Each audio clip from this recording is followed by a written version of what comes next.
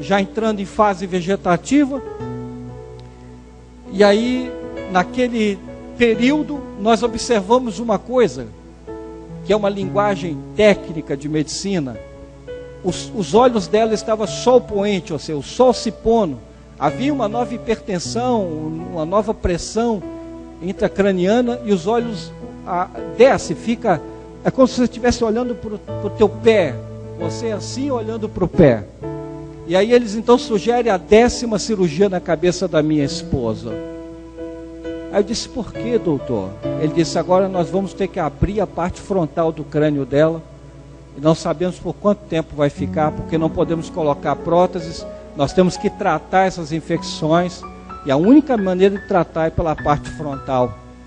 E aí então abriram, e a minha mulher ficou 40 dias com o crânio aberto.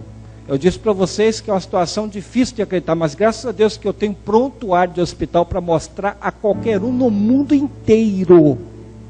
Está em meu poder. Eu posso mostrar cada palavra minha aqui. Eu posso mostrar em cada detalhe o que eu estou falando aqui, porque eu tenho documentos para provar a qualquer pessoa. E ela então passou os 40 dias com o crânio aberto. Naqueles 40 dias que minha mulher está com o crânio aberto, entre a vida e a morte, e eles mesmos não sabiam se ela voltaria, eles até se perguntavam por que ela não morre. E coisa que depois foi confessada após a minha história. Aí eu começo, todo dia eu amava demais minha mulher. Como eu era apaixonado pela minha esposa, como eu amava. Todo dia eu ia no CTI vê-la. Mas cada dia que eu chegava, eu me surpreendia, porque minha mulher estava apodrecendo, estava morrendo naquele leito. E eu comecei a ver a orelha da minha esposa apodrecer e cair pedaço, que são as escaras. Aqui do lado, buracos enormes, que dava para ver a fibra dos músculos da nádega da minha esposa. Aqui atrás, um buraco no cóccix, dessa profundidade. Feridas pelas pernas, porque eles não podiam fazer o decúbito com muita frequência, então ficava muito tempo numa posição só, porque tinha várias cirurgias na cabeça, toda entubada. Aqui tinha um catéter no ventrículo para drenar o excesso líquido, tinha um catéter na meninge para debelar a infecção através de antibiótico, catéter nasogástrico, catéter vesical, várias sondas, vários aparelhos. E você vê uma situação dessa de uma esposa que há poucos anos estava linda ali na hora do casamento e agora está um monstro em cima da cama. Como amar essa mulher? E como acreditar que Deus pode mudar essa história de novo? Naqueles 40 dias, a única coisa que me restou foi buscar a Deus. Porque os médicos não estavam dando mais esperança. E eu fui clamar ao Senhor, e eu me lembro que eu estava em cima do terraço da casa da minha irmã numa madrugada.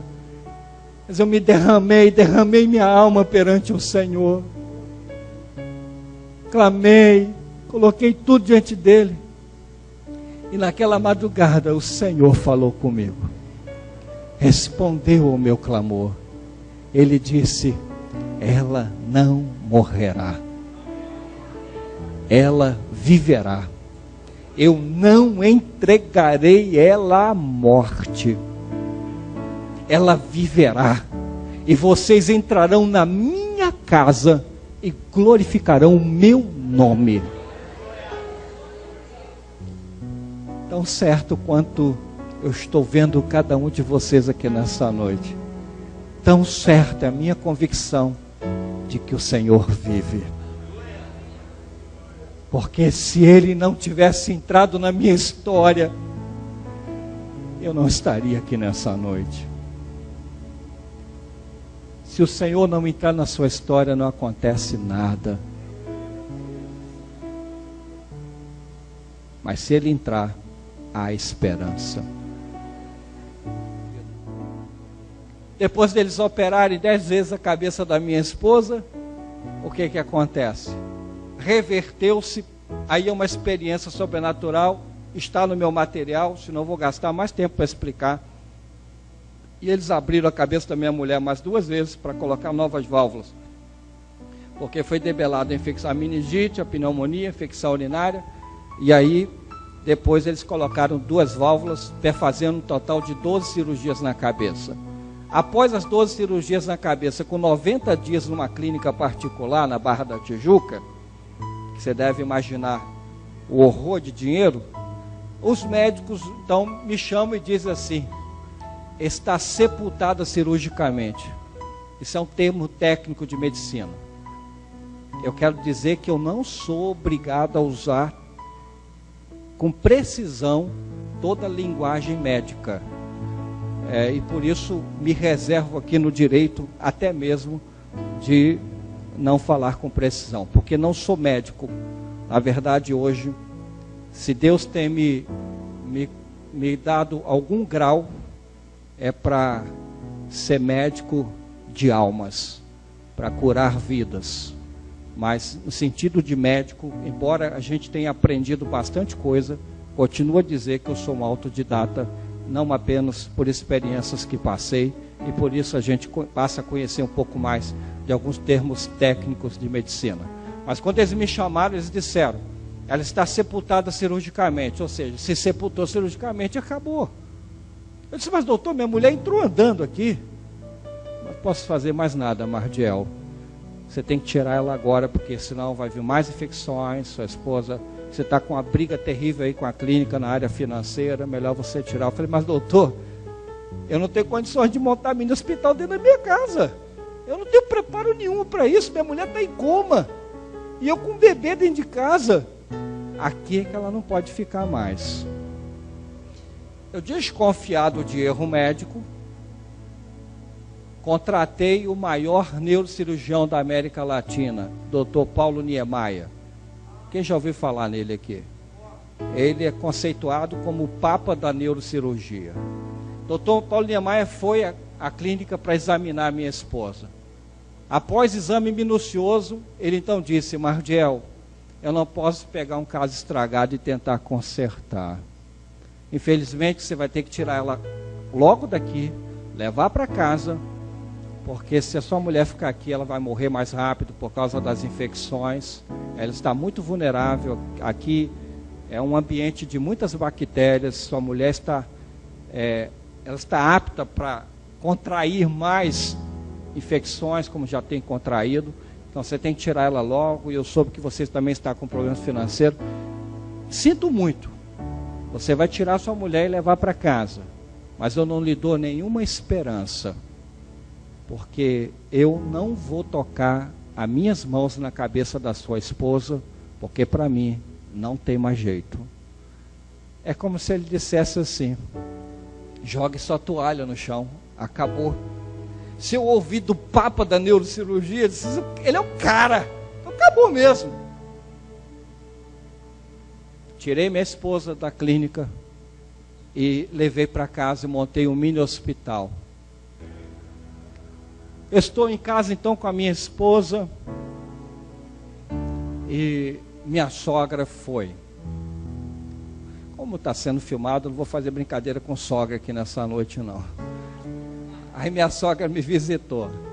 Minha sogra chegou na minha casa e ela foi me fazer um pedido, irmãos. Ela sabia a situação que a gente estava passando. Ela entrou no quarto onde eu montei um mini hospital. A enfermeira estava ao lado. Eu contratava enfermeiras de agência de enfermagem. E ela e meu sogro me fizeram um pedido.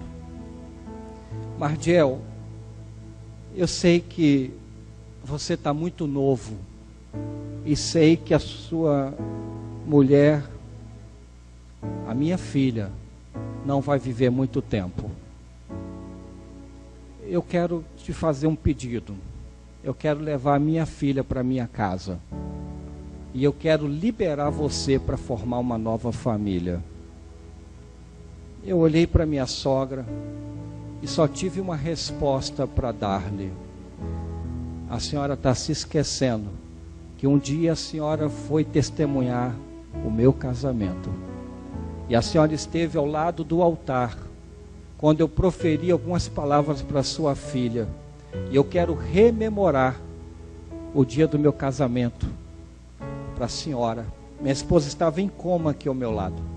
Eu disse para minha sogra: eu prometi à sua filha, nos votos que fiz diante do meu Deus, e na aliança que fiz perante todos os homens, que eu seria fiel, minha sogra, à sua filha, na alegria e na tristeza, na riqueza e na pobreza, na saúde, minha sogra, e na doença. Eu estou na doença com a sua filha. Vou até o final dos seus dias, minha sogra, porque só a morte vai nos separar. O que o meu Deus ajuntou, minha sogra, nenhum homem vai separar. Está aqui no meu DVD. Se fosse mentira, minha sogra já tinha me processado. E vou dizer mais uma coisa a vocês. Ela ainda insistiu em levar. Ao que eu respondi: se a senhora insistir, eu lhe garanto que na justiça a senhora não vai ganhar. Porque eu sou o tutor legal dela. Não estou deixando faltar-lhe nada. E ninguém vai separar esse amor.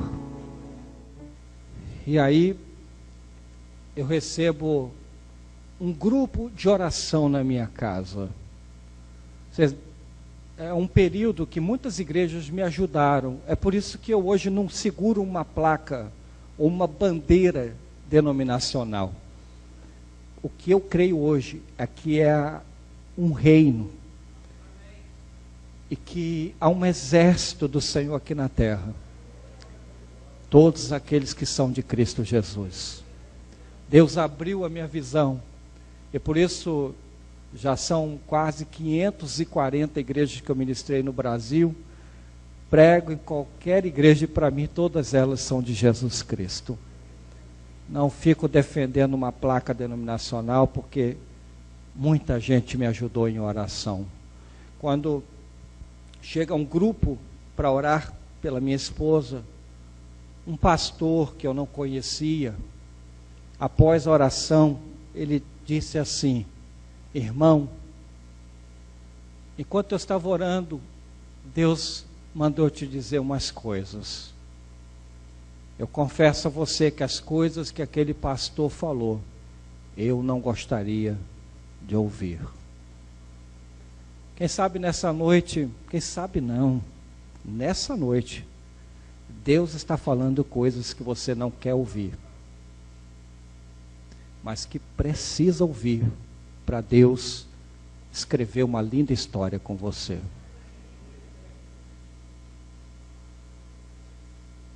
Ele disse assim: irmão, Deus quer que você perdoe os médicos.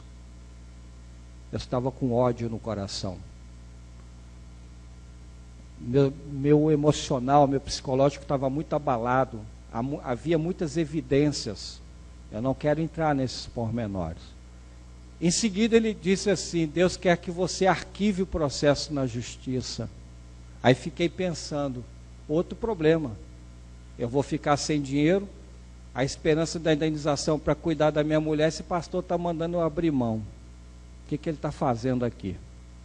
E a terceira coisa que ele disse que Deus queria de mim, que eu me matriculasse no seminário, porque no dia da minha formatura, aquela que estava no leito ia entrar comigo na formatura para a honra e glória do Senhor.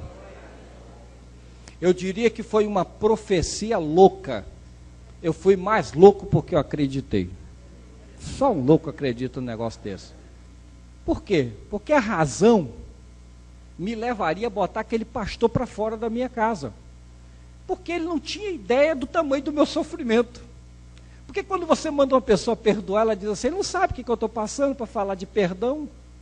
Ele não sabe o que eu estou sofrendo. Aquela pessoa que me traiu, aquela pessoa que acabou com a minha vida. Como é que eu vou perdoar? E naquela noite, enquanto o pastor está ministrando, o Espírito de Deus estava falando no meu coração: é melhor obedecer do que sacrificar.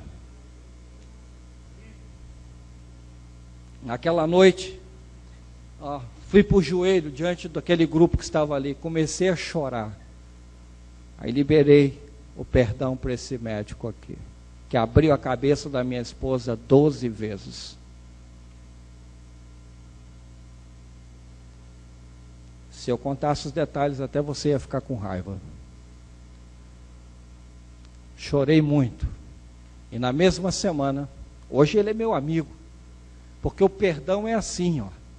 Você lança ele, quando ele volta, ele retorna com as bênçãos de Deus.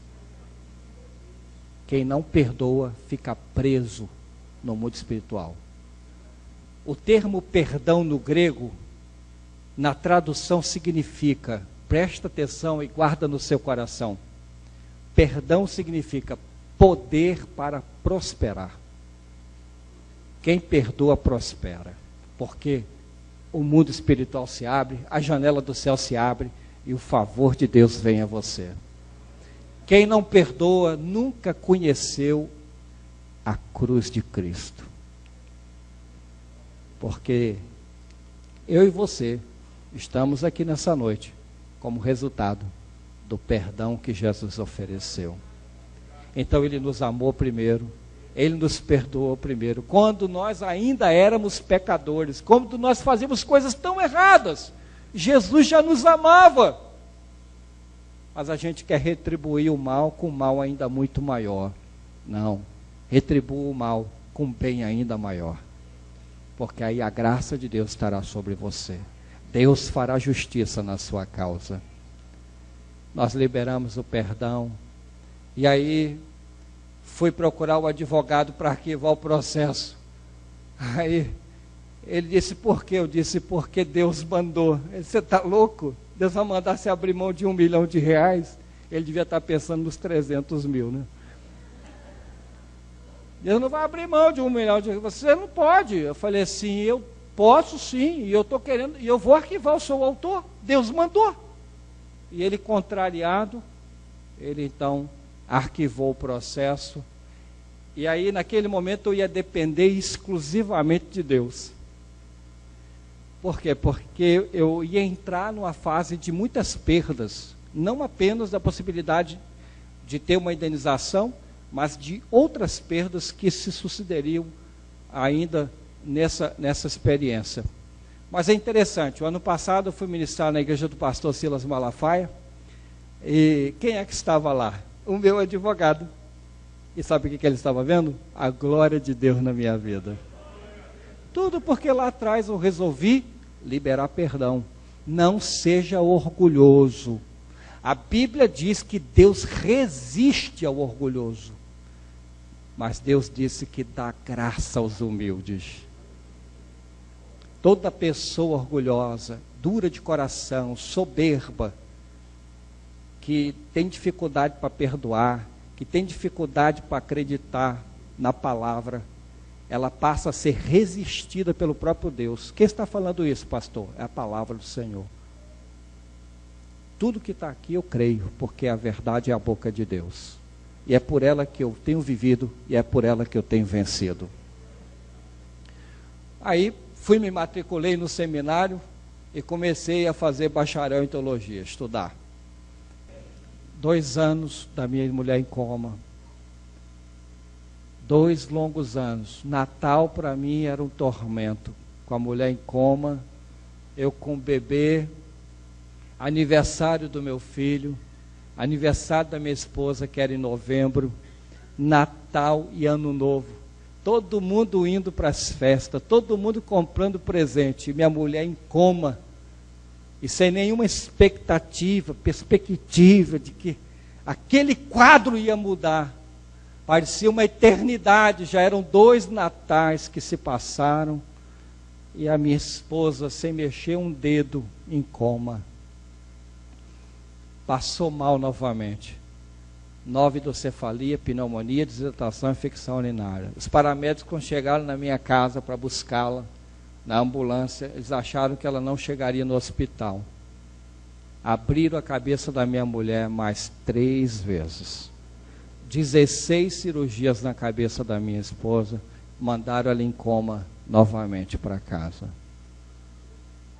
Mas o que eu vou falar ainda aqui, para encerrar minha palavra nessa noite, ainda parece um paradoxo. Porque no terceiro ano que minha mulher estava em coma, eu perdi a moradia e fui morar de favor na casa da enfermeira.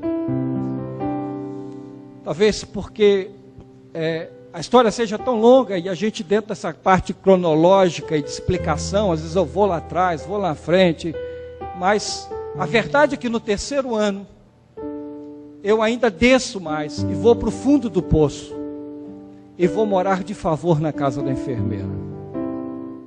Quando eu chego do seminário, eram 11 e pouca da noite, que eu sempre ia à garagem para ver minha esposa antes de subir. Minha esposa estava morrendo, indo ao óbito. Ela entrou por convulsões. Nós não tínhamos telefone, o telefone 98 custava em torno de R$6.000. E eu de favor ali, gente muito simples, que não tinha condições. E quando eu chego, a enfermeira diz: seu Mardiel, sua mulher está morrendo.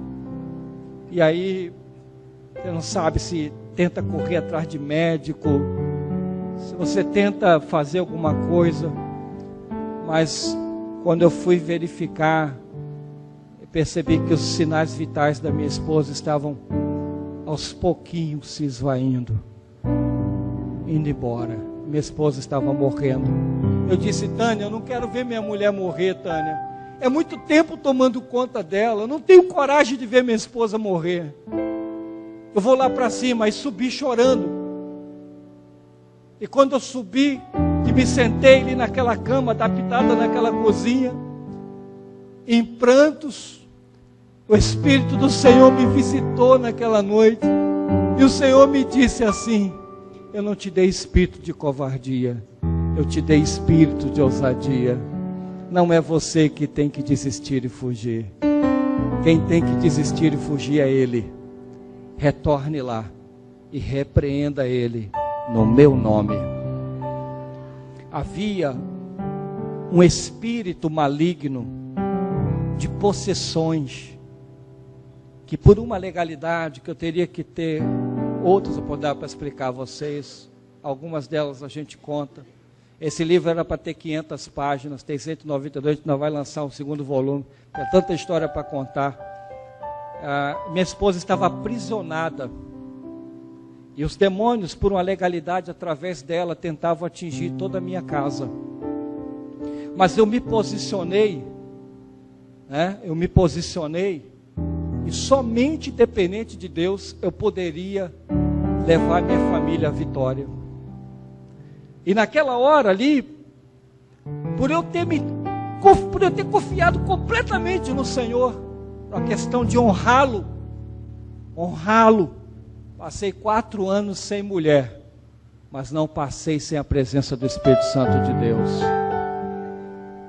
porque o Espírito do Senhor estava sobre mim.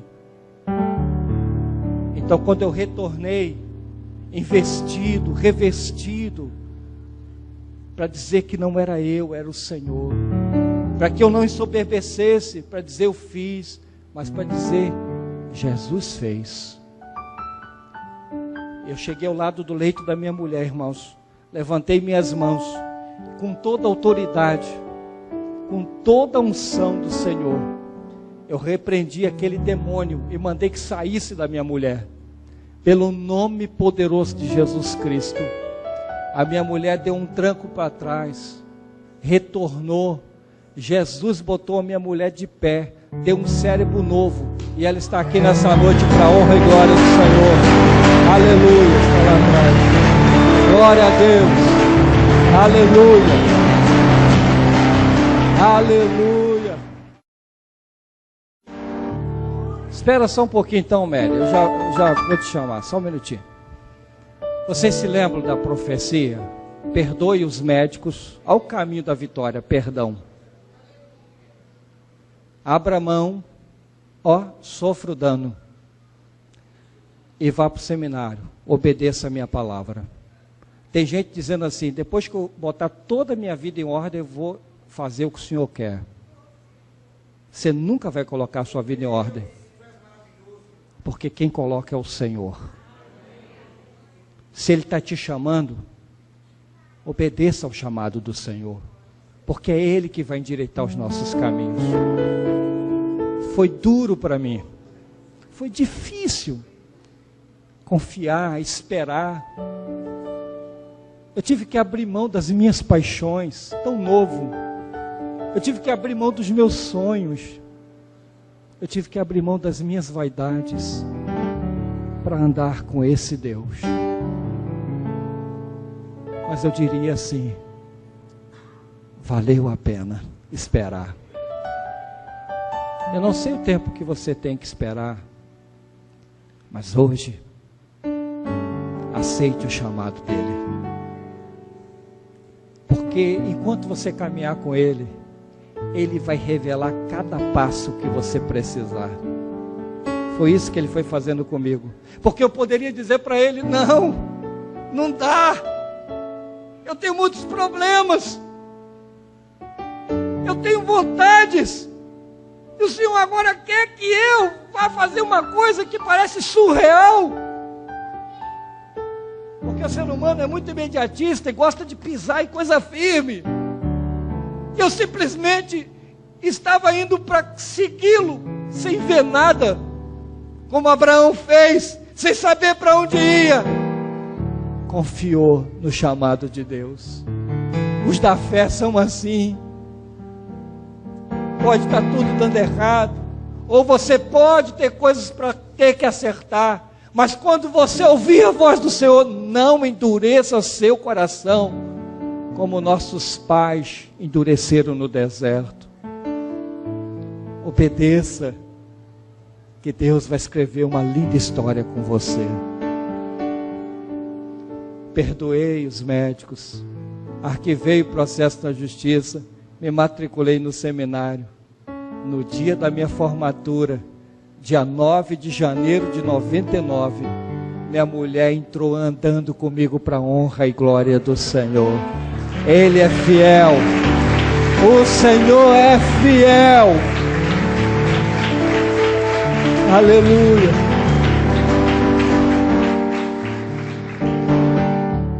Eu estava no monte orando em Mesquita. Sabe aquele dia que você sobe quase que rastejando, tantos problemas, chama de Monte Horebe. E lá em cima o varão botou a mão no meu ombro e disse assim: aquela que está no leito, estou sustentando ela. E tu já tem um rebanho separado para você, que no meu tempo você vai sentar numa cadeira ministerial, e eu vou colocar esse rebanho nas tuas mãos para você cuidar. Deus não é homem para que minta, nem filho do homem para que se arrependa. Porventura ele prometeria e não cumpriria. No dia 17 de março de 2001, eu fui consagrado a pastor. Tomei posse como pastor titular. E estou há 9 anos com esse rebanho nas mãos. Um rebanho que tem se multiplicado. Uma igreja muito amada. E que Deus tem abençoado. O que parecia ser impossível, Deus tornou real, porque tudo já estava pronto. Era só eu esperar os tempos de Deus. Em 2004 eu estava pregando numa igreja na Barra da Tijuca, quando eu acabei de pregar uma irmã, daquelas reteté, replepé, sarapé, não sei o que era lá, rastapé e tal, essas irmãzinhas.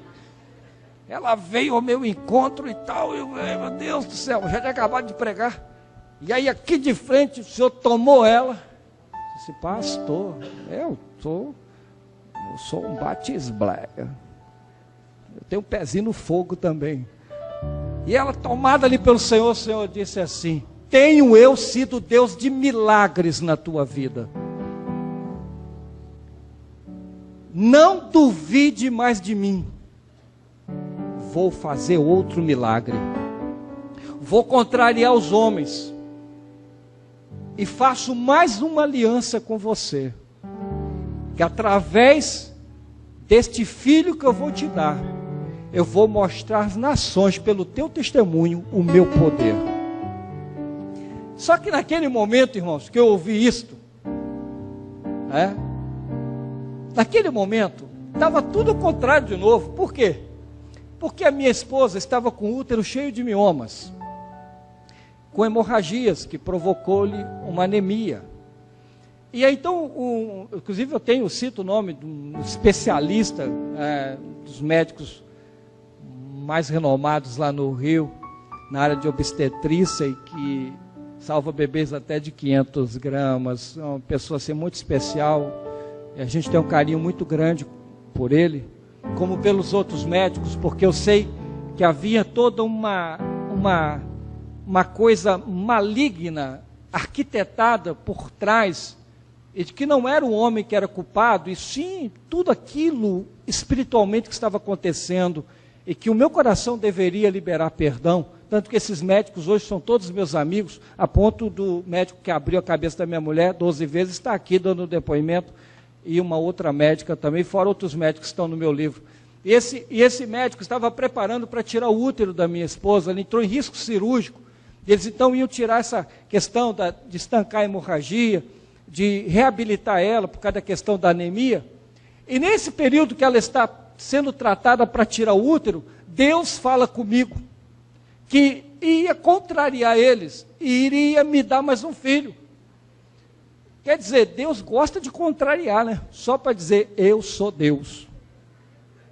Então ele parece que coloca uma dificuldade, e depois ele resolve para dizer assim, sou eu que resolvo. E aí então, nesse período que estamos preparando a minha esposa para tirar o útero, minha esposa está grávida de 2 meses. Acredite se você quiser. Mas hoje eu acredito tanto na palavra de Deus, que se a gravidez fosse na batata da perna, eu acreditaria. Porque ele disse para mim, não duvide mais de mim. Porque eu tenho sido Deus de milagres e já dei muitos sinais de que eu sou o Deus de milagres na tua vida. Então quando ela engravidou, a primeira coisa que o médico fez foi mandar interromper a gravidez. Agora eu quero abrir uma exceção aqui para dizer o seguinte, eu sei que foi uma obra do Espírito Santo, mas eu participei da gravidez também. Eu quero deixar isso bem claro, graças a Deus. O meu colega pastor Elton Rangel disse assim, eu sei que você participou muito dessa gravidez. Eu, como assim, Elton? Você orou muito por ela. Eu disse, orei nada, rapaz, eu cheguei junto mesmo. O anjo chegou junto, mas eu também. Eu sei que mandaram tirar o bebê. Eu disse, por que, doutor? Aí ele disse assim, ela tem 2 válvulas na cabeça, tem 2 catéteres no peritônio, tem uma trombose na perna esquerda, que desenvolveu enquanto ela estava em coma, e trombose mata. Tem o quadril deslocado, que calcificou. Aí é que eu não posso explicar por uma proteção ética, médica e tal, está sendo filmado. Por que que ela tem esse quadril? Calcificou o osso fora do lugar. Infelizmente eu não posso falar. E aí vocês vão ver que ela manca um pouquinho por causa disso, que aconteceu dentro do hospital. Senão, eu acho que se ela estivesse na cadeira de roda, eu já diria que era um milagre, ainda mais que ela está andando e vai vir andando daqui a pouco. Então, uma trombose na perna esquerda, o quadril deslocado, calcificou o osso fora do lugar, o mioma, o útero cheio de miomas, 2 válvulas na cabeça, 2 catéteres no peritônio, e um bebê dentro dessa situação toda. Ele disse, Mardiel, tem que interromper agora. Aí eu disse, por que, doutor? Quando o útero começar a crescer, poderá ter uma pressão, e aí levá-la a uma nova hipertensão, gerar uma nova hidrocefalia e tal, e a tua esposa voltar a vegetar. Eu disse, se isso não acontecer, o seu bebê, se ele chegar a 5 meses e vingar, o senhor também pode ter um filho excepcional. Então eu tenho ali os médicos, a ciência, razão e lógicas. E com certeza o que ele estava falando era a coisa mais certa do mundo. Só que Deus falou assim comigo, eu vou contrariar eles. Então, você espere um reboliço, que não vai ser humano, mas vai ser um reboliço do céu. Aí eu disse assim, doutor, minha mulher ficou... Aí ele falou assim, Mardiel, sua mulher ficou 4 anos em coma, e você vai insistir? Não que ele estivesse desprezando o feto, mas por causa da história, não arriscar mais. Eu disse assim, vamos sim. Mardiel, não está vendo que isso não vai muito longe? Nós vamos, doutor. Vamos ver no que vai dar isso. Aí foi para o 3º, 4º, 5º mês. No 5º mês eles transferiram lá para o hospital de pesquisa. No hospital de pesquisa, uma junta médica pegou o caso da minha esposa e foram fazer uma pesquisa no hospital de pesquisa e tiveram uma descoberta que só há 80 casos em toda a história de medicina no planeta parecidos com o da minha esposa, mas não tem nenhum caso igual ao dela. E eles então indicaram ela para o Guinness Book Mundial como o único caso no mundo. Só tem um problema, irmãos: quem é que vai querer bater o recorde dela no Guinness Book Mundial? Ninguém vai querer esse tipo de problema para bater Guinness, né? Ele disse assim: eu pensei que eu ia morrer e nunca ouvi uma história como essa. Pastor, já sabia que era pastor. A história de vocês tem que ir para milhões de pessoas. Um médico ímpio falando isso para a gente. Bom, foi para o 6º, 7º, 8º, 9º mês. No 9º mês, tem uma médica aqui, o nome doutora Daniele Sicardi, do Hospital de Pesquisa. Sabe o que ela diz aqui no meu DVD?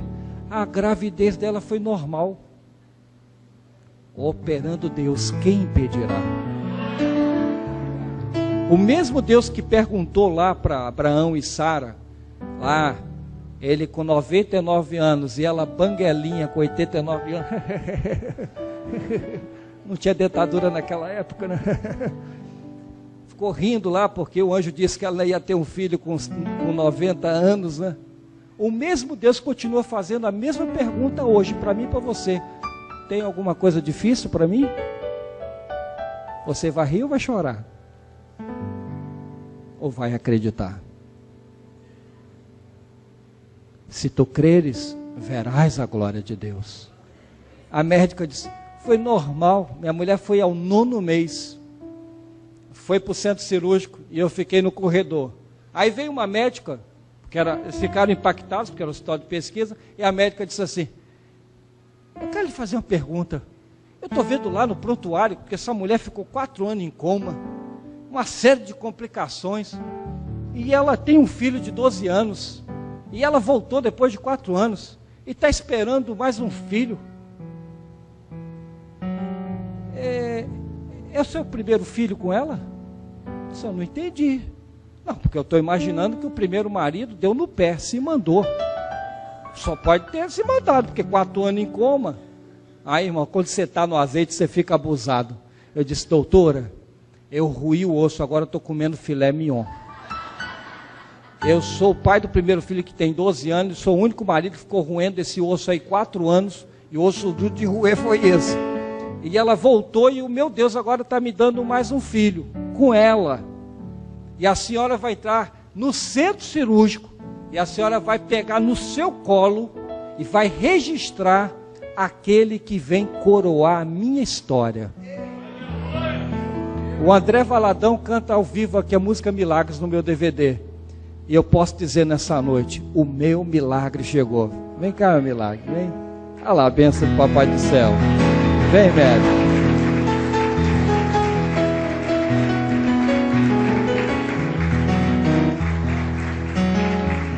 Pode vir, médico.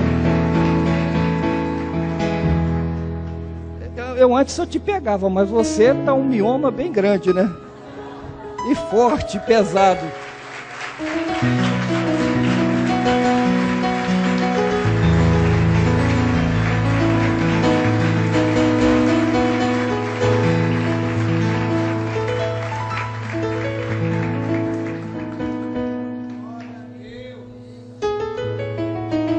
E ainda tem o Gabriel, né?